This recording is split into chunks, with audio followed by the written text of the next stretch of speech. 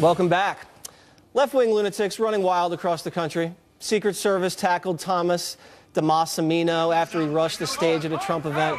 Somehow Trump was actually blamed for that. But who's really to blame? Last time I checked, it's always Republican officials under attack from the left.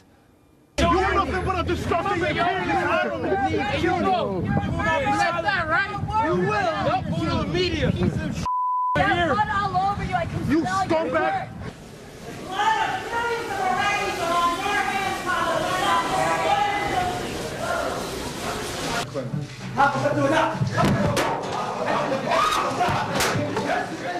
Pretty good reflexes there by W. The Tea Parties were peaceful, but Occupy Wall Street, not so much.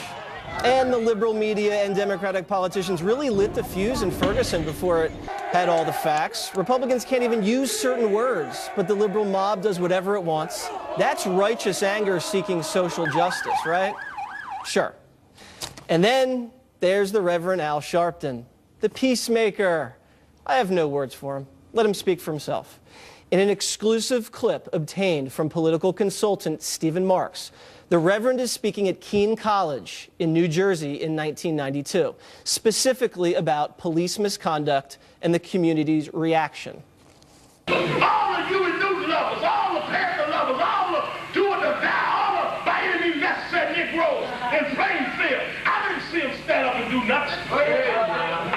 Oh, brother, I don't believe in marching. I don't believe in that. I believe in offering the pig. Well, they got pigs out here. You ain't off one of them. What I believe in, I do. Do what you believe in. Or shut up and admit you've lost your courage and your guts to stand up.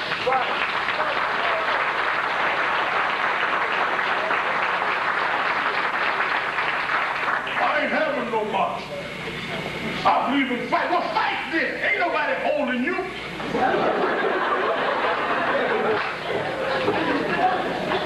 I'm off the man. Off. Plenty crackers walking right around here tonight.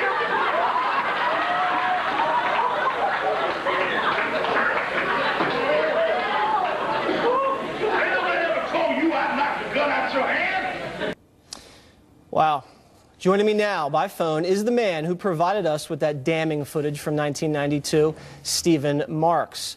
So, Stephen, if this video has been around for so long, why has it taken this many years for it to finally come to the surface? Well, you know, when Al Sharpton goes onto the mainstream media, like when he's on the O'Reilly Factor or Fox, he sounds very reasonable, or even on his own TV show. He comes off as just any old civil rights guy, you know, any kind of, you know, just a black leader trying to do good things. But then when he's preaching to the choir, he says things like that. It's kind of like, if you remember, David Duke was the same way.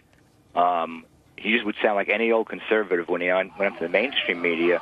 But when he's preaching to the choir, he just went crazy. So he's speaking out of both sides of his mouth. And you can hear on the tape right there, the crowd's loving it. They're eating it up. They're clapping. They're hollering all about. It's pretty shocking. What do you make of this?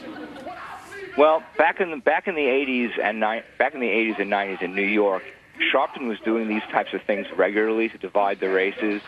And what makes it even more of an abomination is that President Obama, during these cop shootings, when he needed somebody to talk to a black leader to be his point man on race, instead of going to Jesse Jackson, who, if you remember, brought Bill Clinton into his house in front of his people to denounce Sister Souljah and denounce black racism against white people, Obama instead chose Al Sharpton, a guy that's had a history of dividing.